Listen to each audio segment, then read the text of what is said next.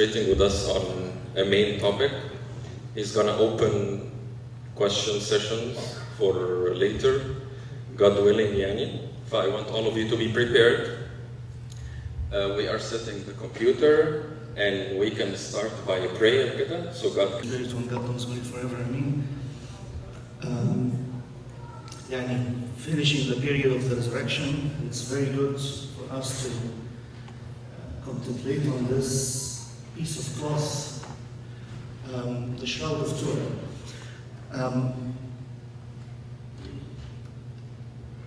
Pay attention to this a little bit because the science of the shroud is amazing. If you're interested in medicine or imaging or engineering, it's very good. We cannot get deeper in the faith. The youth, sometimes they have questions and we tell them you need to attend the church more, you need to read the Bible more. But sometimes they have questions that don't get answered. So we can't get deeper in the faith unless we have no doubts. And that's where we're trying to establish different subjects about this. St. Peter بيقول لنا, 1 Peter 3:15, but in your hearts revere Christ as Lord. That's number one. In our hearts, we believe in Christ. Number two, always be ready. So a Christian that has doubts is going with time not to be able to focus on the liturgy, focus on the prayers. Always be prepared to give an answer to everyone who asks you to give the reason for the hope that you have. كونوا مستعدين لمجاوبة كل من يسألكم عن سبب الرجاء الذي فيكم. And not with fighting. Do this with gentleness and respect. So, for answering doubts, or apologetics means giving a defense, because it's wrong to be Christian and you have doubts about the faith, and sometimes we go to our parents and we get the answer that you don't go to church enough, that's why you're having doubts. Sometimes you go to the Sunday school teacher and the answer is not giving an answer to your question. But that's why we have to focus very much as church to gather the information in a way that's very, very useful to present and very easy to understand. To the outside the church, we have to defend our faith, but to the youth inside the church, which is within, is the removal of doubt, إزالة الشك. فعنوان الدراسة كلها هي العمق بإزالة الشك، أو العمق في التدين، أو العمق في العلاقة مع ربنا, and also answering your doubts. When you get into your job, your career, you're speaking a certain tongue. As a doctor, you speak the tongue of a doctor. As an engineer, you do that of an engineer. So, as a student in whatever you're studying, you do things abona will not be able to go and do it. So that's your tongue. And the Bible is asking us to speak in tongue. In your career, in your job, in your field, you have to be able to help the people. Prophesying means teaching. Here is where we stumble with the youth a little bit. Is there a God or not? So we cannot answer this sometimes just saying, yeah, of course he's there. Yeah, you don't see him as you don't see oxygen or carbon dioxide. It becomes very trivial answers. So we have in level 1 or the toughest level to answer the question, did somebody create the world? Did somebody design the world? Is there somebody called Jesus existing? So it covers, or we do, this is not just to tell you where the shroud fits in this big picture. So we have to know science very well, evolution very well, the challenges to evolution, the support for evolution, intelligent design. Did somebody design the world? Is there support for this? And the answer definitely is yes, and scientific, very scientific. We have also to know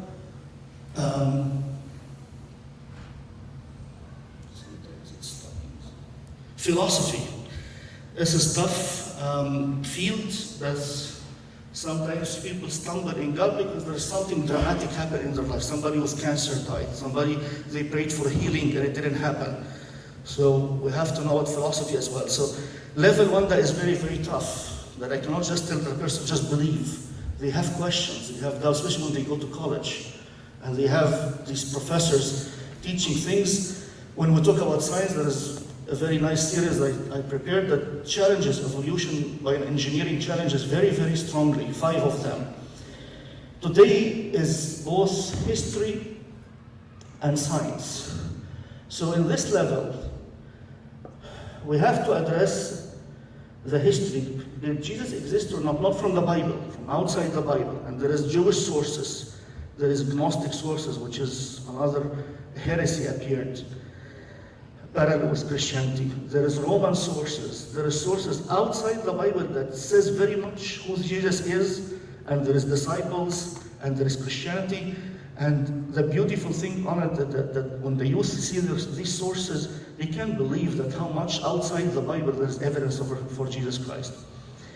After we conclude that there is God, or there is a designer, if we're going to talk about science versus intelligent design versus evolution, we go to the next level. If there is God, which religion has God? Which religion is the right one? There is multiple. So we conclude from this level, it's the Christian God. This is all, by the way, by proofs and logic, and it sits in very, very well. It has to be taken systematically. Third one is to compare, is Orthodoxy the right type of Christianity, or another type of Christianity is the right one? Is it Orthodoxy or Protestantism? Is Christ's blood and the bread and the wine is the real blood and flesh, or it's a symbol? This is one of the aspects. So when we go to level 3, after we answer that there is God, is the Christian God, and then we get into what Christianity is really the Bible is talking about. And then the fourth one, we get deeper in the apostolic faith, which is what you do as servants and abona and all of the lessons we take, as we get deeper into our faith. But we cannot sometimes, with the challenges of college, I was giving this to 5th and 6th grade about the creation, how to link what they study in school with Genesis 1, and how Genesis 1 is amazingly scientific. They enjoy the Bible more, because it's not just this versus this. They're not opposing to one another. So, I'm sorry the video clips will not work, but studying the shroud. So the shroud is a link between science and history, the very lower one. As history could be written history, تاريخ مكتوب على ورق. Tacitus, for example, Roman historian, Josephus, Jewish historian, Thales, another historian. All of these they wrote and they discovered the writings. But now there is another type of writings, not writings by paper, but writings on a piece of cloth. And that's what we're going to discuss today. That piece of cloth is what we have in the Shroud of Turin. By the way, there's another shroud. It's kept in Spain, and it's not covering the body of Christ.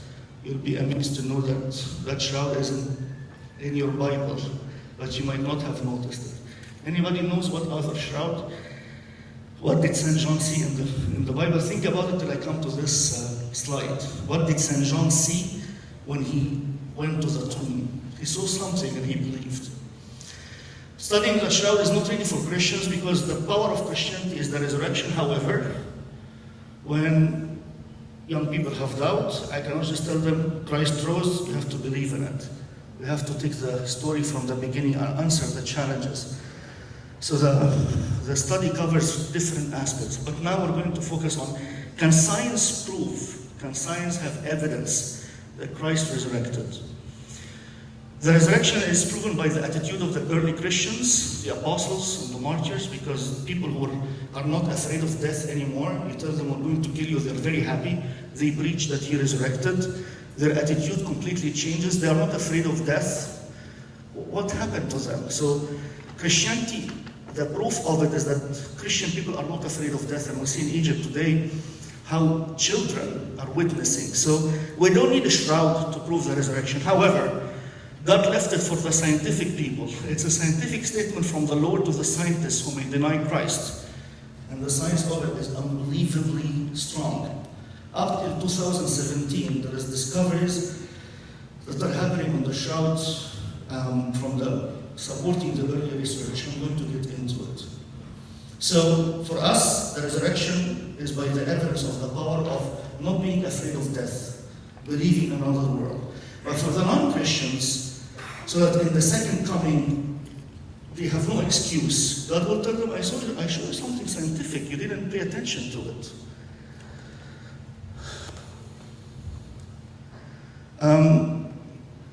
just a couple of songs to contemplate on. It's not going to be a religious presentation, it's going to be more scientific, because I'm separating the two so that you don't feel that as abona I'm going to tell you God exists. No, I'm going to see evidence and research, and you will conclude by yourself. Is this good evidence or lacking something? Seek my face, talabtu wajhak, my heart said unto you, your face, Lord, I will seek. طلبت وجهك يا رب التمس. Hide not your face far from me, but not your servant. Put not your servant away in anger. You have been my help. Leave me not, neither forsake me, O God, of my salvation. لا تخو وجهك عني ولا تعرض بغضب أنا عبدك. The Gospels has, let's call them the documents that talk about this man, Jesus. There is 4 of them that left documents for us, and I want to read for you from St. John chapter 20, which is we're just finishing that season, the season of the resurrection.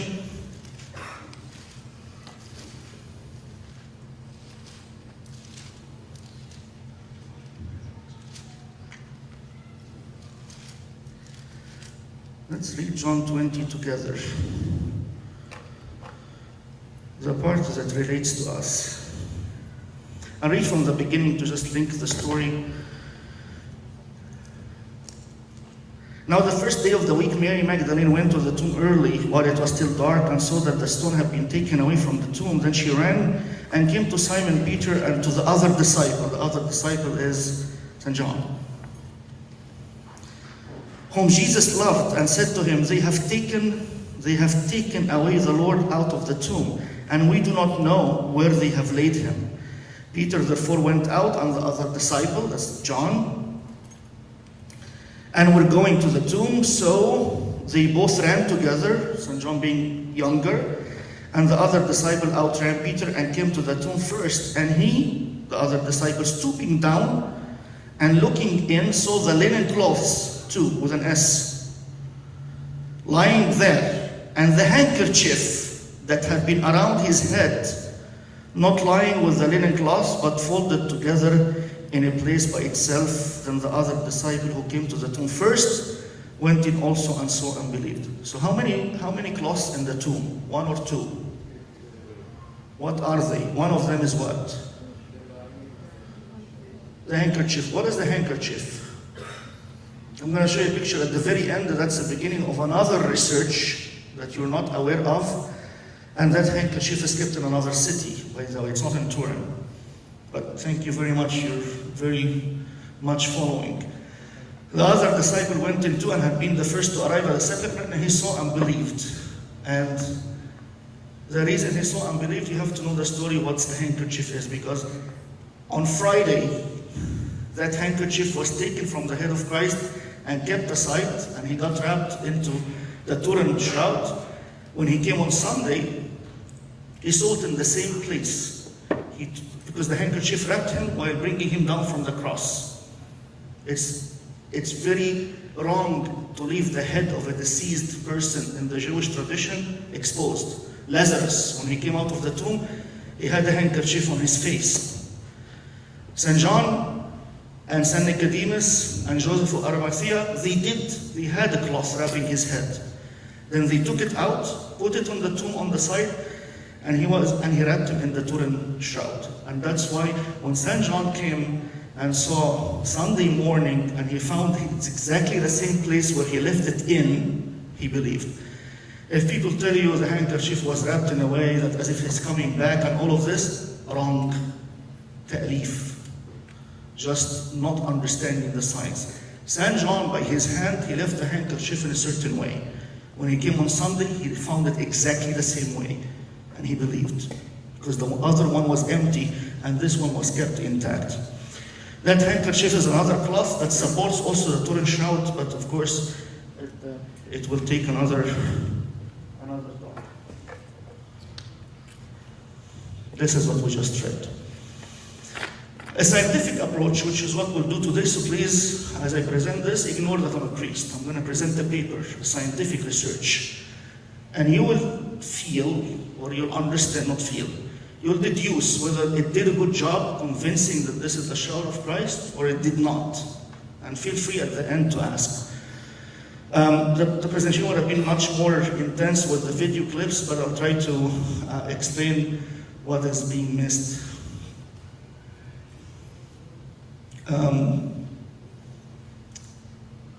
So create a hypothesis that this linen cloth belonged to the man who was buried, called Jesus on Friday after being crucified, presenting the facts that support this hypothesis, and we're going to answer two challenges: the carbon dating, one challenge, the carbon dating that says it's a forgery of the 13th century or 14th century. We're going to answer this very, very strongly so that you know that this is completely wrong, and it's not scientific at all. So, what is it? It's a linen sheet. The weave is called herringbone weave. Its length is 436 centimeter by 110, with frontal and dorsal image. There's a front image and a back image of a man. It's on the cloth, so that image got formed somehow. I wish this would work, but if I try it, we might lose the whole presentation. Should I press? This is the measurement of it. So let's see the story of the shroud. First of all, it has to start in Jerusalem. I'm going to tell you why this path is scientifically very accurate. And then went to Edessa in about 500 AD, and then Constantinople. And there are stories I have about that support every place, but will not mention them because this would be very, very lengthy if we do that. And then after that it went to France, Lirie, and then Chambéry, and then it went to Turin. That's the path of the shroud. With evidence. How do you know that scientifically this evidence is that it took this path?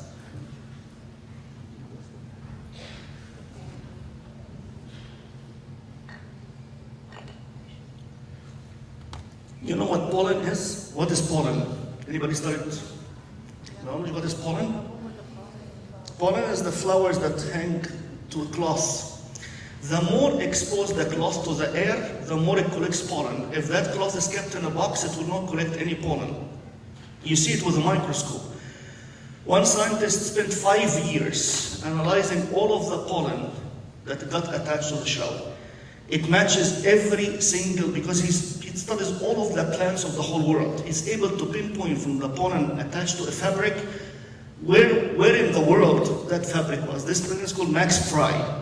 Max Fry, a Swiss scientist, that the world expert on pollen, and he did research on the shroud for 5 years to trace its path, and it matches this path.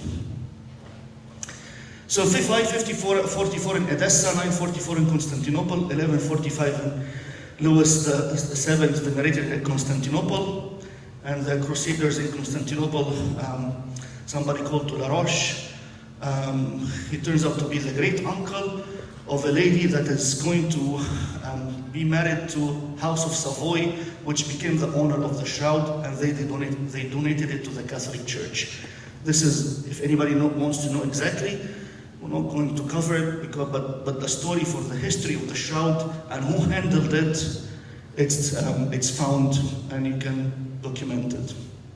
This is an icon where the king of Edessa, Abgar, had sickness, and he knew that of the shroud of Christ, and it was sent to him, and he got healed from that sickness, and he kept that shroud in Edessa till it went to Constantinople, and the shroud was folded in a way. It got folded like into parts that only you see the face, and they keep the rest of it folded on top.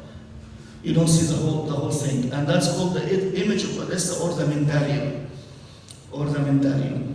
so it's the same thing. The image of Edessa, or the medallion, or the shroud of Turin, is what the shroud was in Edessa. I will go quickly into the path of it, but the important thing is 1532 a fire happened on the shroud that caused big fire marks on it. And this is the repair for it. These big blotches that are very visible is sewing a piece of cloth in order that it doesn't get cut. So these U-shaped parts are not part of the shroud. This is because the fire, if you leave the shroud not patched, it will cut and you will lose it completely. After that, Duke Philibert took it to Turin, and then it got kept in Turin in this church, St. John. Till today, it's in Turin in this church called St. John's Cathedral. This is the place that it's kept in. They built something in the back of the church that you can see it in the background. Under it is the shroud, that's what it is inside. You see this cage, and behind it the white cloth. That white cloth is the shroud, and it's kept in Turin till today. And I heard it gets opened only for the public every 4 years, not every year.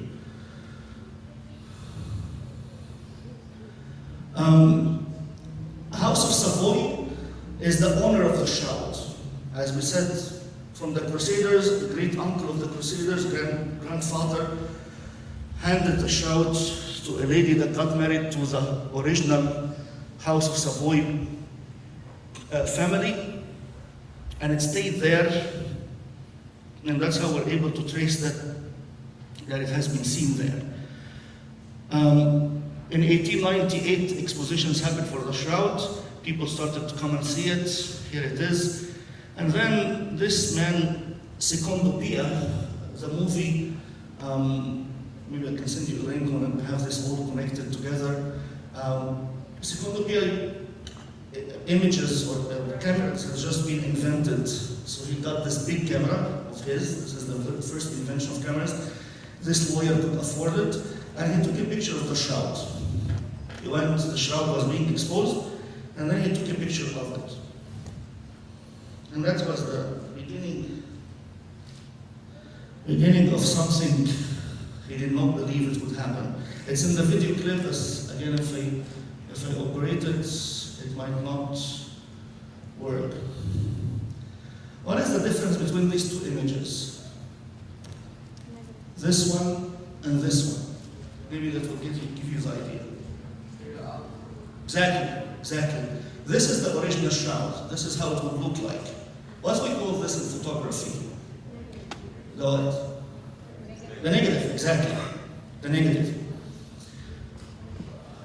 When you look at the negative, the colors are correct. The image of Christ, it's very faint, I don't know if you can see it or not, but the image of the man of the shroud is white and the background is black. But that's the negative. The original is this. So the original is, the background is white and the image is what? The image is what? Is black. What does that tell you? The image of the shroud is what? Is reversed. The image of the shroud is a negative. Is this clear or not clear? Okay. When you look at both of them, which is more normal to us? Is to see the image in white and the background in black, or to see the image in black and the background is white? The image is white and the background is black. When you take a picture of yourself, you appear black or white? I'm sure it depends on what color. That's a very politically incorrect question. Let's say you're Mediterranean. If you take an image of yourself with a camera, film a camera, at the end when you look at the image, you expect yourself to be the whiter color or the dark color? If you look at the negative of the picture, what do you see yourself, black or white? No, you see yourself black. You remember the film? Maybe people didn't see a film. When you see a film, what do you see? Colors are what? Reversed. You find your hair what? White and your face black. It's very scary. That is what the shroud is. The shroud is reversed. The shroud is this. So, perfect. The shroud is this. So when you take a picture of it, it appears normal.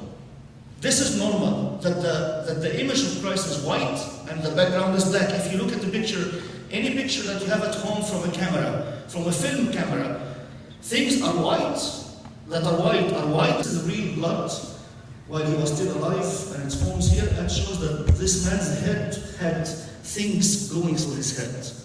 Just contemplate it, don't just think of the signs. He had a lot of things puncturing his head, and it's dripping blood everywhere, everywhere. Arterial as well as venal blood, the man who suffered this pain was still alive, because that blood was not cadaveric blood. It's not the blood of a person who died. It's the blood of a person who was still alive. So just think about it. The man on the cross had his, just thinking of the head, full of punctures, and he had to rest his head in different position from the pain he's going through. And that caused the blood to fall by gravity at different trajectories. And these trajectories make certain angles that you can tell exactly what two positions that Christ was trying to alleviate his pain by turning his head in different positions.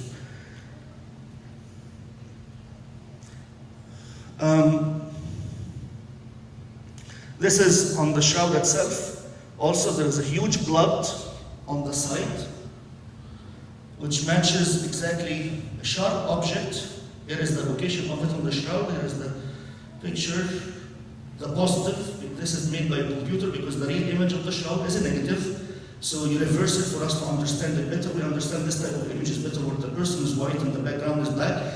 So in here on the side, there is some sharp object went, and there's a lot of blood that gathered here. But guess what? That blood is cadaveric. It's after he died, which matches exactly the story. So all of these scientists, doctors, they are able to tell this blood was when he was alive or this blood was after he died. The blood forming on the side was after he died, which matches the document written by John that they lanced him in the side. Come to the hand. You find in the shroud picture 1, 2, 3, 4. Where is the thumb? The thumb collapsed or retracted. Is that medically correct? I'm sure the doctors here would shout very clearly, because that pin or that nail, which has a square cross section, it's very painful. It's not even round, it's square. So it comes in, it cuts, every edge cuts through the bones, and it makes the bones completely eaten up. But it cuts the nerve that controls your thumb. When that nerve is cut, what happens to the thumb? It falls. So forensically, this image is correct. Is that he had his thumb folded, because this is where the nail went through. The space of this dot, natural gap between the bones, allowing for easy insertion of a nail, and Romans are very experts where to put the nail. That caused what? Damage to the median nerve, which controls the sensory and motor activity of the thumb, causes muscle contraction, closing of the thumb in the palm of the hand. The thumb doesn't appear, that's why the thumb doesn't appear in the image. Looking at the back, again, this is the computer, the image generated by taking a picture of the shroud, which is the negative of a negative is a positive, which means that the shroud image is a negative. I'll keep just inserting it. So on the back, why is there a lot of blood here? From the other shroud that wrapped his head, by the way, you can tell that Christ had long hair and was drenched with blood, because of the amount of blood coming through the holes of the puncture of the head. This is very clearly, there is puncture wounds to the head, and there is now carrying a very heavy object on the shoulder that causes this part appear white, clearly white.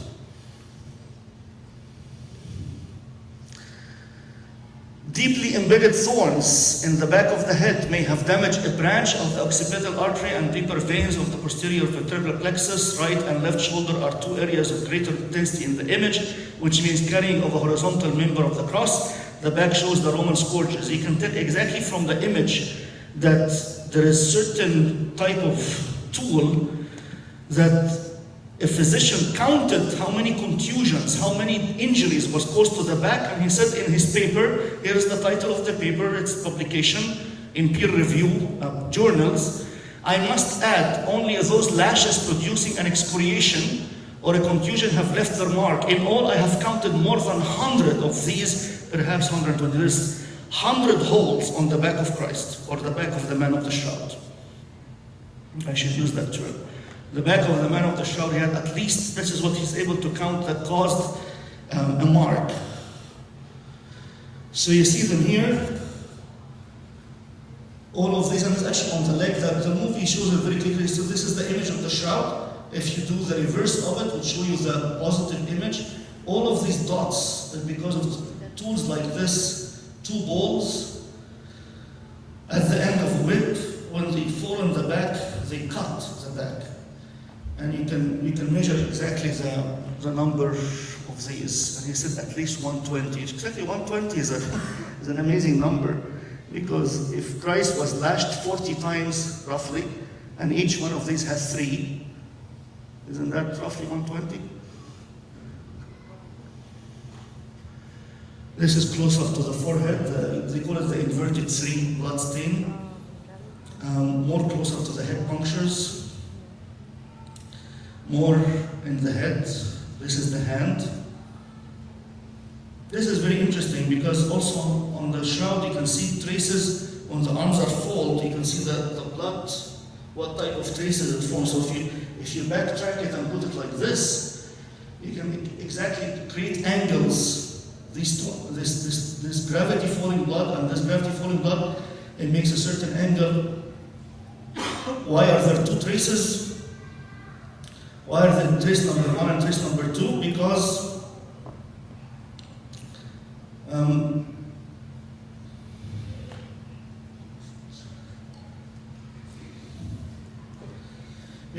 the man on the cross had to have breathing to be able to live. So what did he do? He had to push himself up and down, up and down. Up and down means that the arm is taking 2 positions, because the arm is fixed at the end. This causes the blood to form in 2 different ways, and you can tell from it what angle, the 2 positions of the arm, that it shows that he had to be coming up and down to be able to breathe. Torture, sheer torture. 3 hours of this, and he has to push on the nail in the foot. He's not standing on anything. On the nail of the foot just to breathe. How did Christ die? What was the cause of his death? Any doctor here can tell us from this? If he's not able to breathe and suffocating, what would that do to the lungs? What would happen after a while? What would have gathered in the lungs? Edema. What is edema? Are you a doctor? اشرح لنا بقى what is edema. Tell us, that's very helpful. Some water take out from the lung and around the lung, make some edema around the lung. Okay. Is there water gathering in the lung itself? Is there water gathering in the lung itself? Yeah. So, yeah. Okay, thank you very much. So, do you see when Christ was stabbed with the spear, why did water come out? Sometimes we say it's a miracle. It's not a miracle. It's medically correct. And please don't say that we add water to the wine because water and blood came out from the side of Christ. It's medically, this is the case. We add water to the wine because the Jewish tradition for that dinner that Christ has done, you cannot pray on the wine unless water is added to it. Because Christ, as a Jewish rabbi, exactly followed how that dinner is done. He added to it the sentence, "This is my body and this is my blood." And that's why we add water to the wine. So medically, the lancing of the side, and St. John, because he's not a physician, he mentions this in his gospel, that he saw water and blood coming out, and he says the one who sees this testifies that this is the truth. So the Bible mentions some verses we didn't find use for it till today, because physiologically this is the correct medical result that would happen if you stab him and the heart and the lungs, because of the edema or the asphyxiation that caused his death, is filled with water, and that would come out.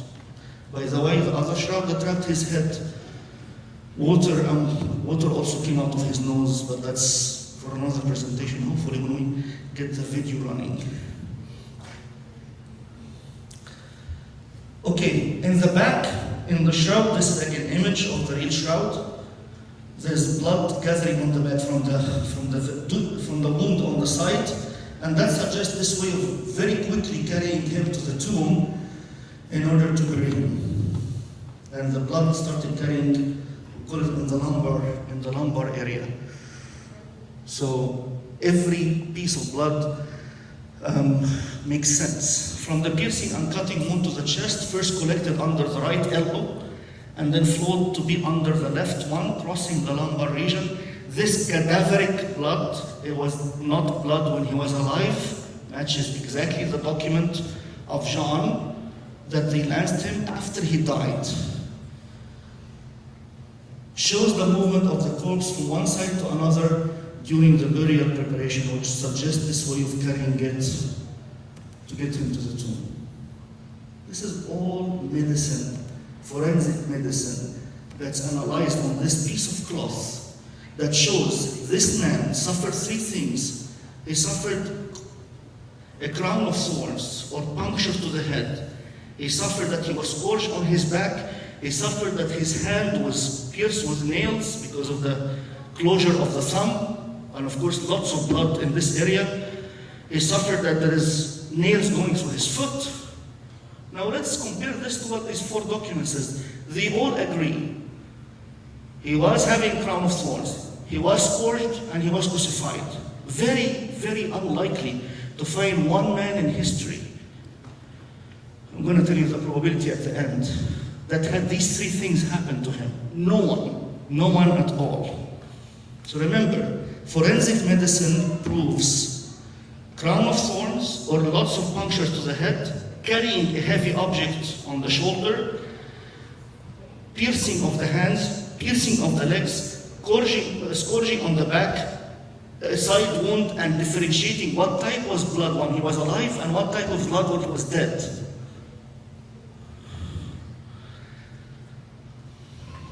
Here is the leg. Also there is a place for lots of blood in the back of the leg, and this is another one because of the stiffness of the leg.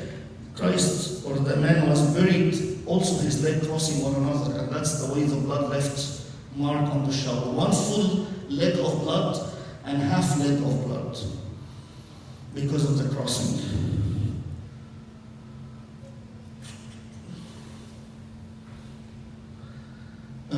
This chest wound, shoulder injuries, leg and foot. All of the wounds are those of a human being. It is pictures quickly. This shows you how much there is damage to the. This is all on the image. All on the image. You can tell all of these blood traces, and the blood was completely. He was scorched all the way on his leg as well. And here is the big puncture.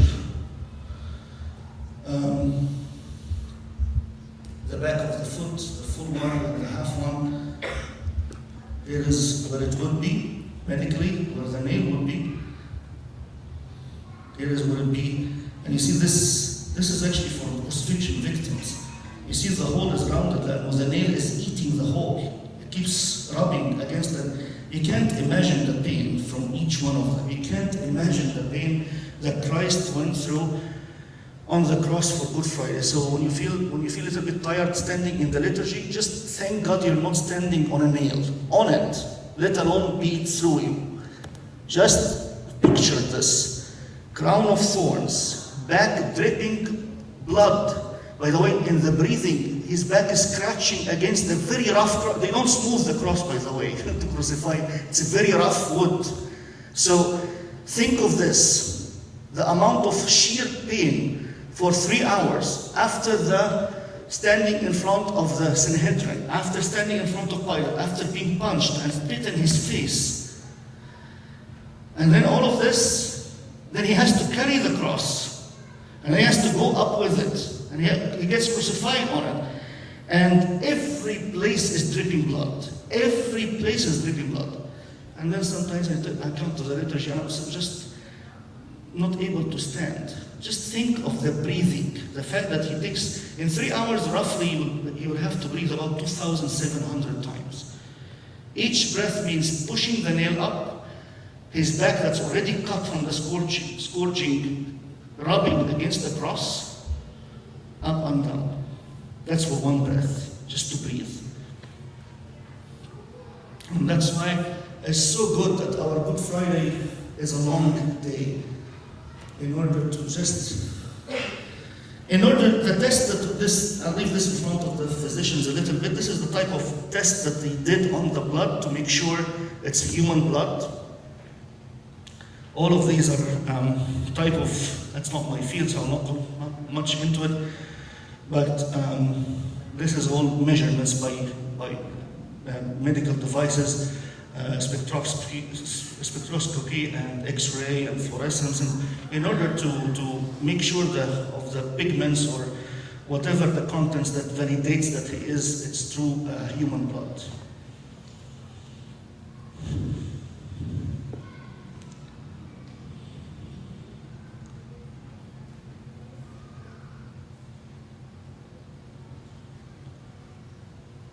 Okay.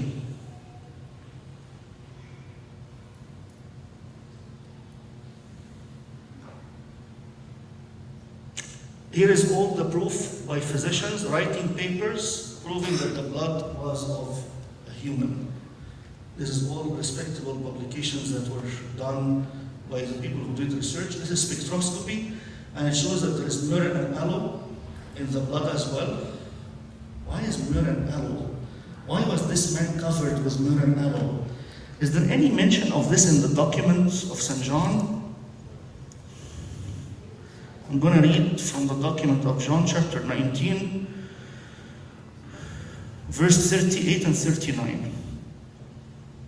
After this, Joseph of Arimathea, being a disciple of Jesus, this is test in the lab that shows what's the content of the blood. There's blood, human blood with all its content, and there's myrrh and aloe. Being a disciple of Christ, but secretly for fear of the Jews, asked Pilate that he might take away the body of Jesus, and Pilate gave him permission. So he came and took the body of Jesus, and Nicodemus, who at first came to Jesus by night, that's in chapter 3 of St. John, also came bringing a mixture of myrrh and aloe, about 100 pounds. This is the document of John. Then they took the body of Jesus and bound it in stripes of linen with the spices, as the custom of the Jews is to bury. The custom of the Jews to bury, I covered in the other shroud, the shroud about the head, because I explained it ties everything together. So I'm reading this document of John, who writes what he sees. Why did they bring a lot of myrrh and aloe? 100 pounds. Why did they bring a lot of myrrh and aloe? Hunut. Why lots of hunut? 100 pounds.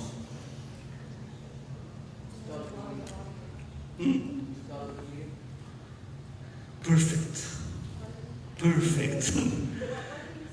What did he say?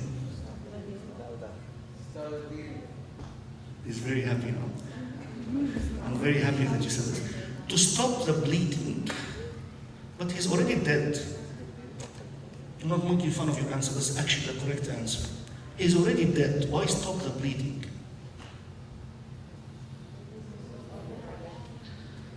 حد قرأ ليفيتيكس 17:11 لاويين 17. ايه قيمة الدم؟ ايه قيمة الدم في الإنجيل؟ الدم بيحمل ايه؟ الدم بيحمل ايه؟ الحياة. Think about it. الدم بيحمل الحياة. I'll tell you this, you don't know it about the Jewish tradition. In the Jewish tradition, going to Sheol اللي هي الجحيم, they have to keep the soul of the person with him. They don't know what will happen. بس الفكر اليهودي لأن النفس في الدم, the thought of the Jewish person, I have to keep the soul of that dead person with him. So when they see somebody dripping a lot of blood, what happens to them? They panic. Oh my God, he's going to lose his soul.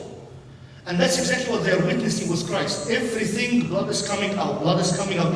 As soon as they get him in their hand, what do? Let's stop the bleeding. So stopping the bleeding for a person who's dead links to the Bible because the soul of the person is where? In the blood. That's why they got Nicodemus knowing what's happening. He said, I need a lot of myrrh. And that's why they did not wash the body. If they washed the body, more blood would come out. And that's against everything a Jewish person believes in. Makes sense? See, the Bible and the tradition and the science, they are not, it's very clear because it's not man-made.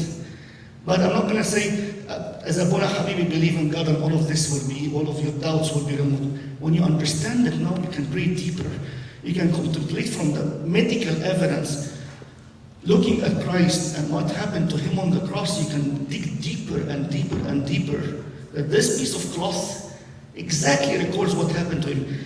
And the myrrh and aloe found in the blood, you don't find in a person, any doctor here, you don't do any blood test and you find myrrh and aloe in his blood.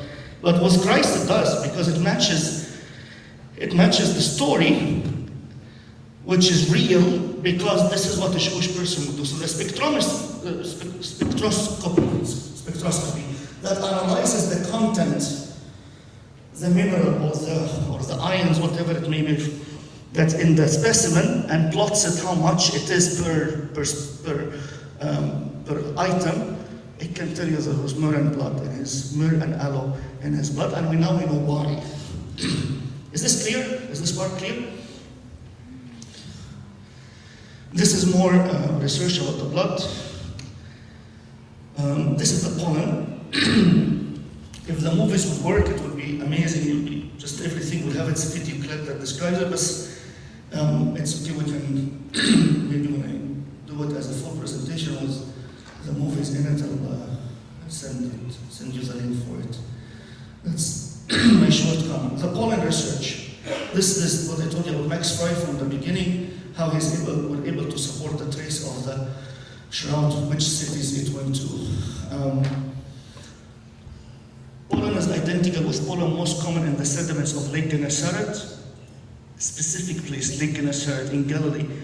In those sedimentary strata which are 2,000 years old. Another specimen from Asia Minor, that's Constantinople, from the neighborhood of Constantinople. A great number of pollen from France and Italy. As I told you, the more exposed the shroud to the air, the more it collects pollen, which flies in the air and it detects exactly which part of the world it came from. This is huge because it proves there are certain pollens stuck to the shroud that you don't find it except in Jerusalem, nowhere else in the world. Back to the image. So we covered that the image is reversed. The image of the shroud is reversed. And it got discovered that when you take a camera picture of it, you expect the camera picture to be reversed, but you find that it's not.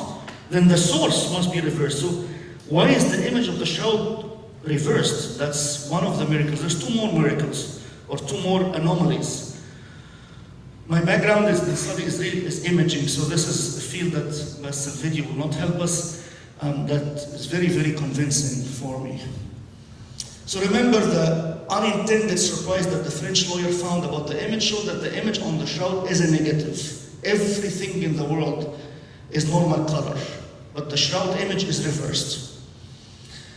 Researchers Don Lynn Laura of Pasadena JPL, Jet Propulsion Lab, it's here, south of here. The image has no preferred directionality. This proves that the shroud image cannot be work of an artist, for he would have used conventional techniques of brushstroke.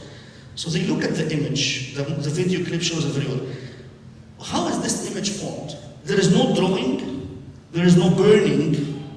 You look at the image, it's just a very strange, very faint change in color between where the image is and the background. And it's not deep. If you remove these threads, you will lose the image of the shroud completely. But you look at it, nobody knows till today how the image is formed. There is no painting, there is no burning, there is no light coming on it in the form that's like nuclear light. It is an image that scientists now say, in order to form an image on a surface that's not treated chemically to capture an image, when you guys all know have digital imaging but before this you used to have a film. The film is treated chemically that you can capture light and mix it into an image. But to get a normal cloth To form an image, you need an amount of power of 14,000 ultraviolet light for 1 billionth of a second. Then you can form such an image. Who in the 3rd century has this if it's a forgery? So the image is a negative, it's reversed. Nobody draws in reverse. The image is not drawn, it's not burned, it's not anything. Nobody up till today knows how the image is formed. Till today. A third thing, this is the description that the image is not a work of a paint. Scientists, again, till today have no idea how it was formed, and it's formed by a very strong, powerful light. Ultraviolet light would cause it. It has to have about 14 billion watts, and it has to be 1 of a billionth second of exposure to form an image like this on a cloth.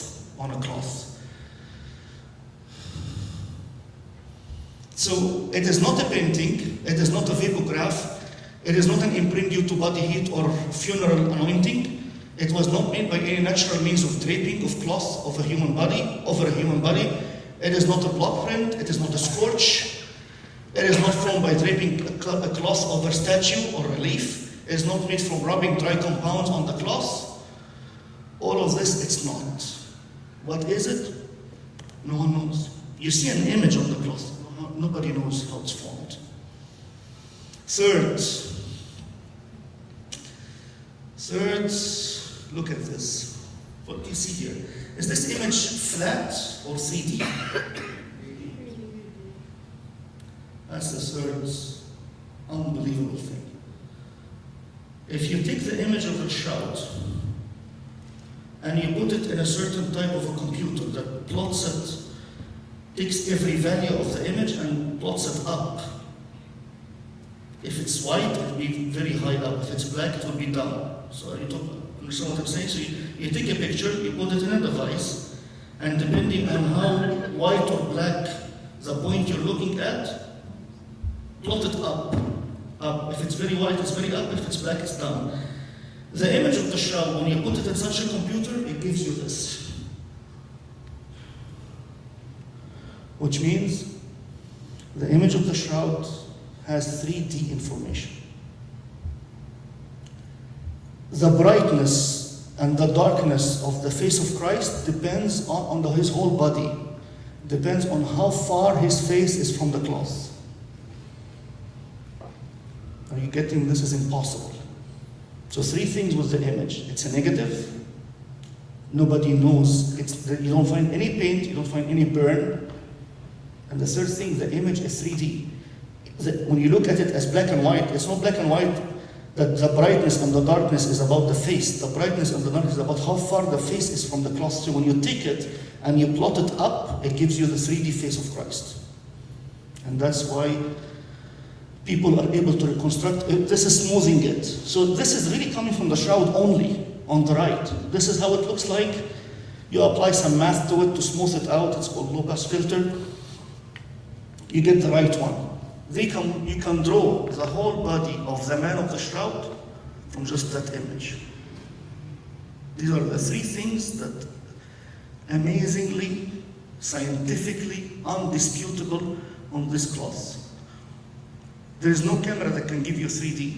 The cameras that you have on the phone, any camera, when you take a picture of something, you take a picture of this wonderful icon.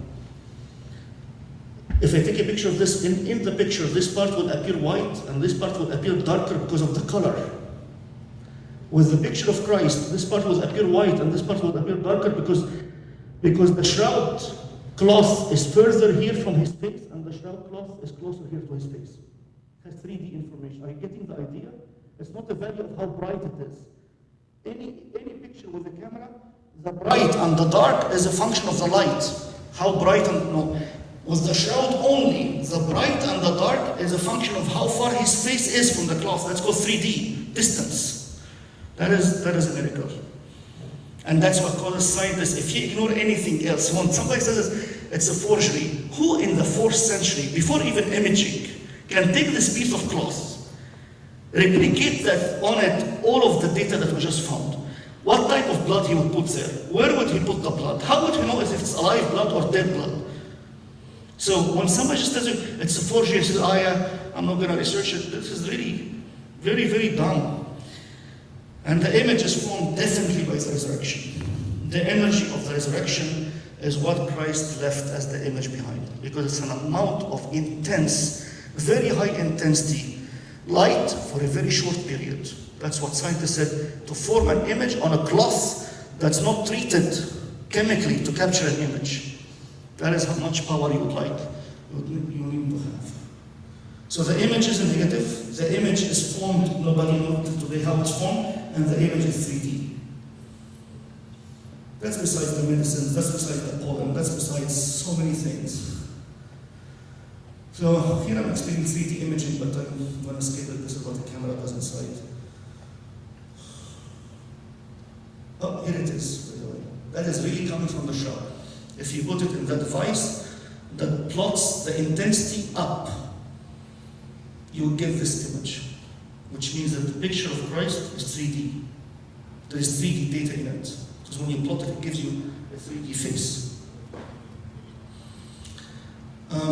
The challenges, and this is, I'll skip some of them, but some say that the carbon dating has dated the shroud to 1390, between 1260 and 1390, and 3 labs in the United States has done this carbon dating, and they agree on this date. And that's why you find it in the newspapers in 1988, and people since then ignore the shroud. It's a forgery. It's 4th century. Here's the part you need to listen to, because this is ignoring, they ignored everything else that I just said about the medicine, about the pollen, about the imaging. And just by taking one sample, sent it to 3 different labs, and they said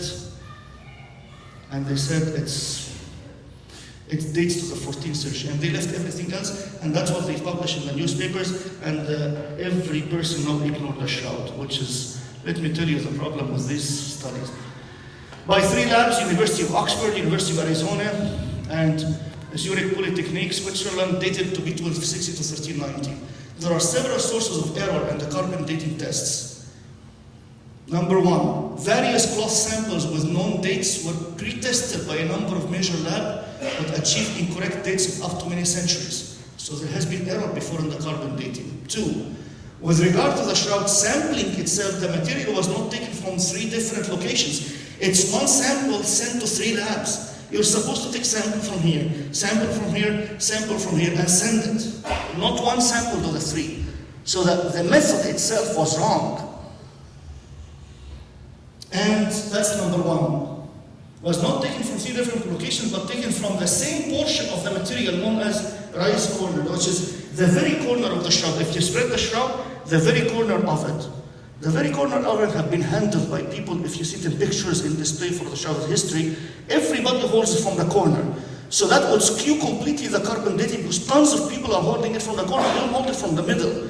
So the place where you took the sample is the worst place you can take a sample for the dating, which is the corner of the shroud.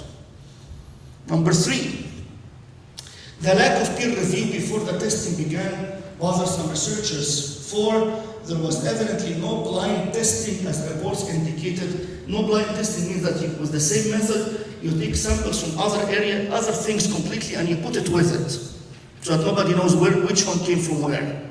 This was not done with the shroud. So the method itself, the way the experiment was done, had so many errors. The people who are testing should not know which sample is the shroud, which sample is another thing. So,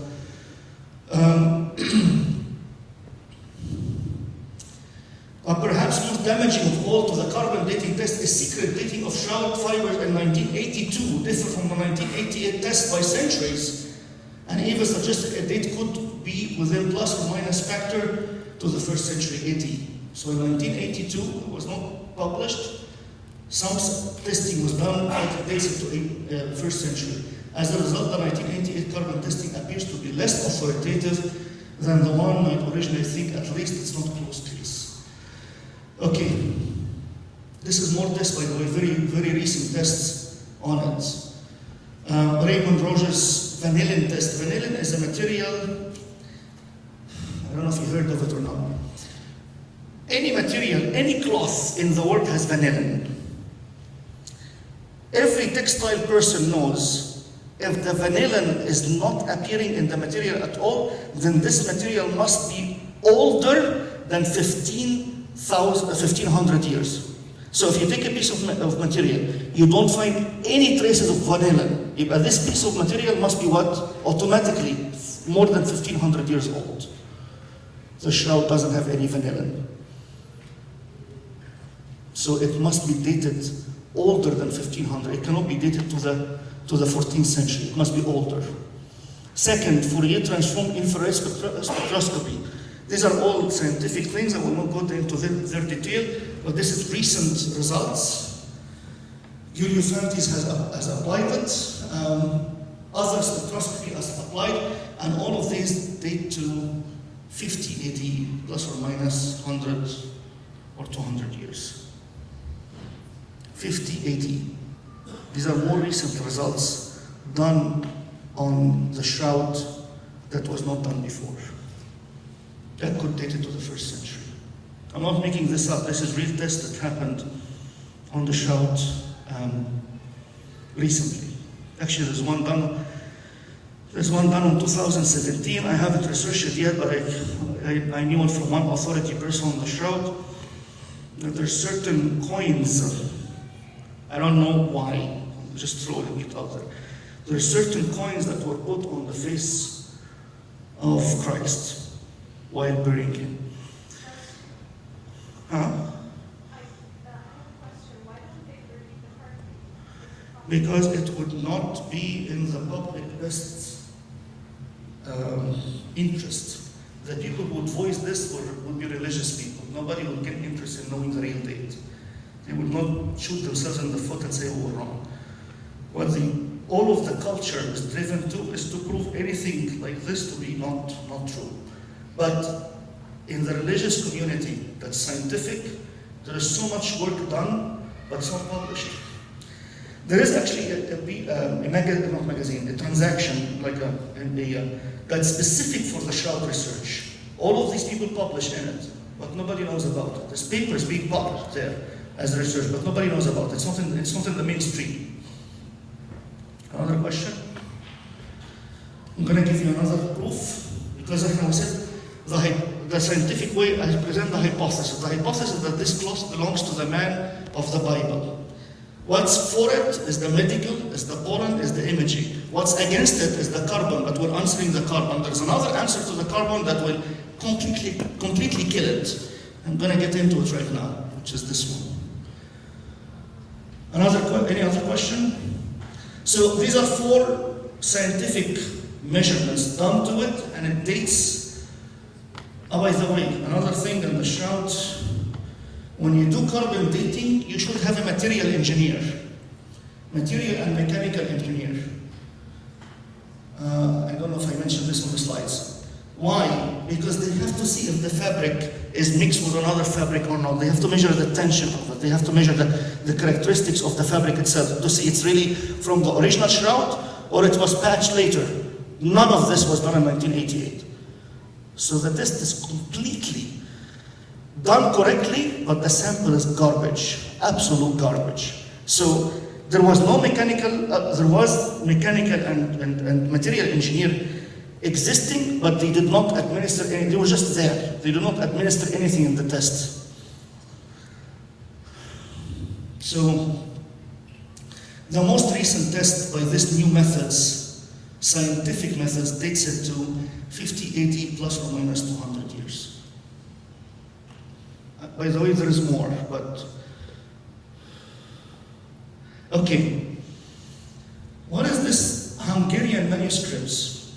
So, if after all of this